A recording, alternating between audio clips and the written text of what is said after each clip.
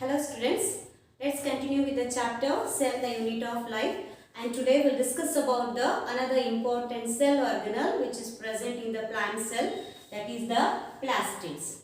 Plastids are a double membrane bounded cell organelle. So it will be generally double layered, two layered bounded cell organelle filled with the pigments, one which gives the color to the plant cells. And these plastids are found in plant cells and also the euglenoids. And these plastids are generally bigger in size and hence it can be easily observed under the microscope. And these plastids, there are different types of pigments are present. Based on the different types of the pigments, plastids are classified into different types. That is based on the pigment, plastids are classified into three types. They are classified into three types. That is the chloroplast. Chloroplast is a type of plastid and generally which is green in color. The chromoplast,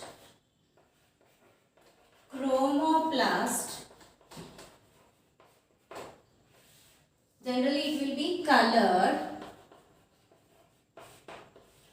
and the leucoplast, generally it is colorless, it will not be having any color.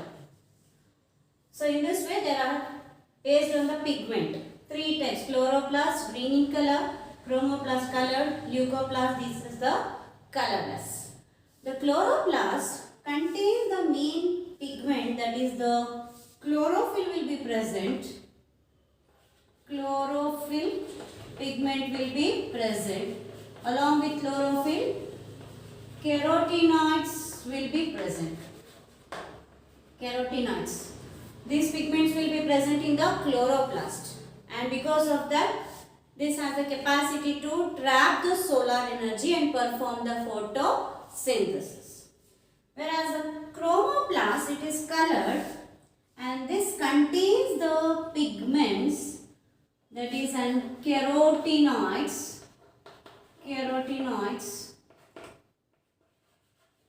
and these are generally fat soluble. Carotenoids, which includes two, that is carotenes and xanthophyll.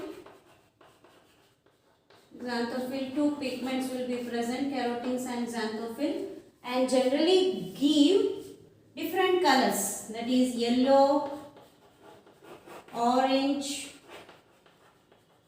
and red color will be given to the plants for the flowers, fruits and leaves. The different colors will be given, that is yellow, orange and red will be given. That is because of the presence of carotenes and xanthophyll, which are nothing but carotenoids. So carotenoids includes carotenes and xanthophyll, and these are the colored, and which is called as a chromoplast. In chloroplast, green in color because of the chlorophyll pigment, and also the carotenoids will be present, and these, it will trap the solar energy to perform the photosynthesis. Next, coming to the leucoplasts, which are colorless. These are of different shapes and sizes, and they store the nutrients. Based on their storing capacity of the nutrients, the leucoplasts are classified into different, that is the amyloplast, alluroplast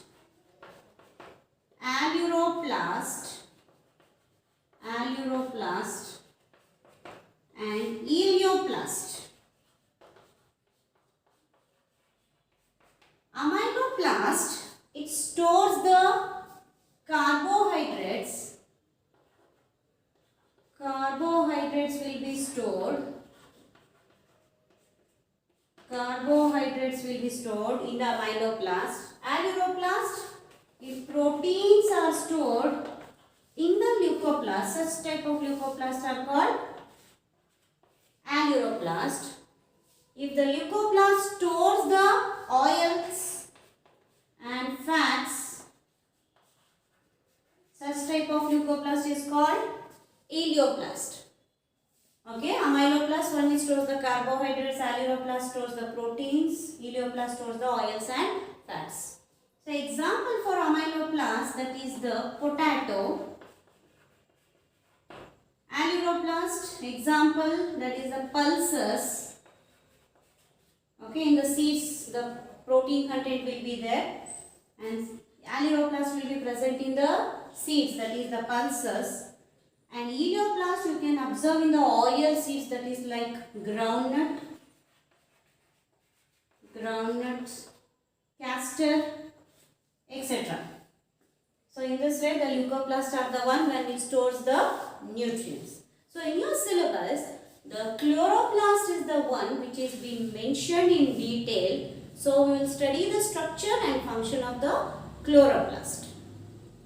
Okay, now we came to know about the plastids. So in the different types of plastids, chloroplast is the plastid which is mentioned in detail in your syllabus. So let us study the structure of the chloroplast and also the function of the chloroplast. Chloroplast generally it will be present only in the plant cell. In the plants, where it will be present? It will be present, majority of the chloroplast will be present in the mesophyll cells which is present in the leaves. Mesophyll cells which is present in the leaves. So when you discuss about the anatomy of the leaf, we will come to know about the mesophyll cells. And those mesophyll cells which are present in the leaves, in those mesophyll cells, majority of the chloroplast will be present. And this, why it is present in the mesophyll cells? Because it helps in the photosynthesis. And this chloroplast, it is of different shapes. It will be spherical, oval, elongated or ribbon-like, and also the chloroplast is of cup shape, and also the star-shaped chloroplast is also observed. And hence in this way there are different shapes of chloroplast, and also the number of the chloroplast also will vary from cell to cell. If we take a chlamydomonas,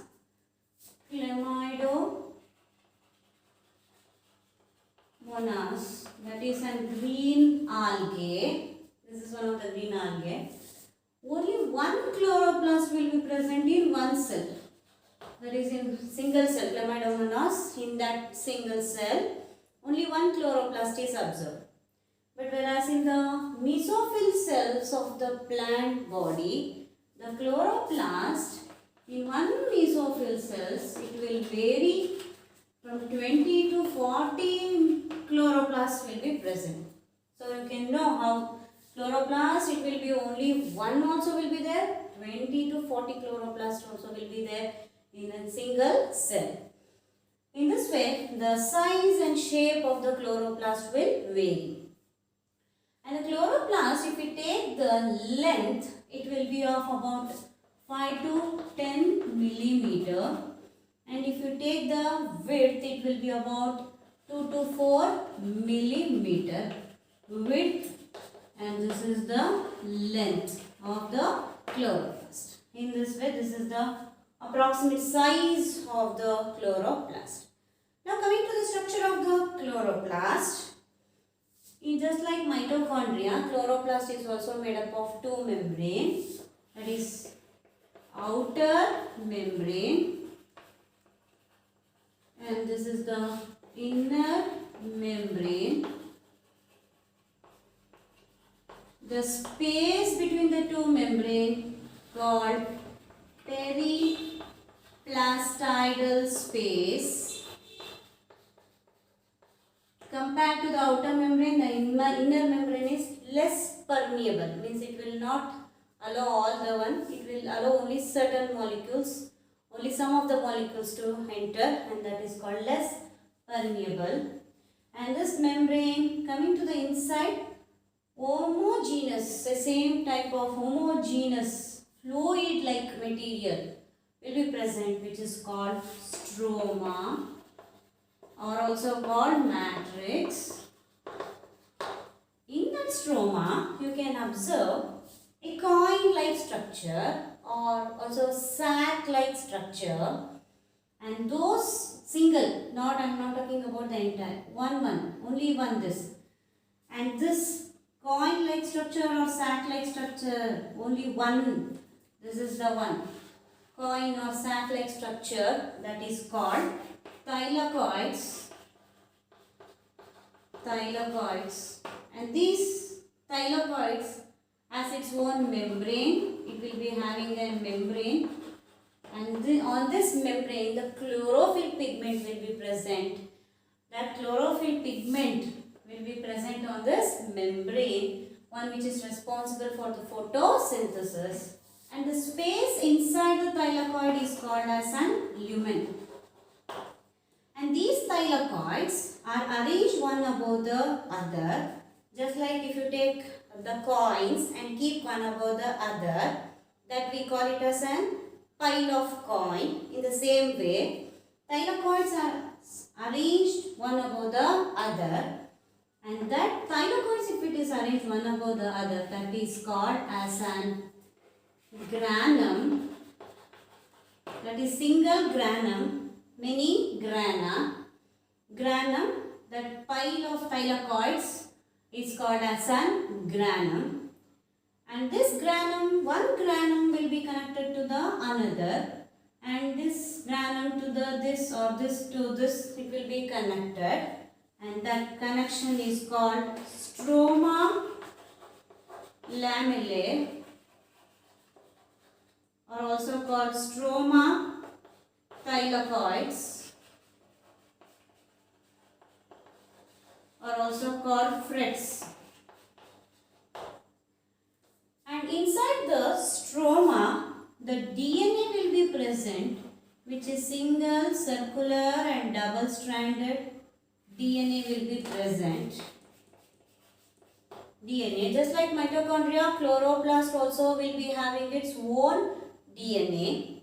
Along with that, the ribosomes are also present, which is of 70S type of ribosomes. 70S type of ribosomes. And also in the stroma, the enzymes will be present, which is responsible for the photosynthesis. So in this way, the DNA and 70S ribosomes also synthesize their own proteins and enzymes. This is the structure of the chloroplast. And coming to the function of the chloroplast, the main function of the chloroplast, that is the photosynthesis.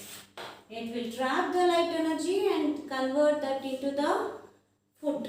That is, the carbohydrates will be synthesized, and the main photosynthesis which will occur in the chloroplast. And this is the structure of the chloroplast, that is with an outer membrane, inner membrane, space called periplastidal space, and a homogeneous fluid like material called stroma or matrix, and single coin-like structure called thylakoids, which has its own membrane and the space lumen, and a pile of thylakoids called granum, and the granum connected to one another called stroma lamellae, or stroma thylakoids are also called frets, and the chloroplast has its own DNA and ribosomes.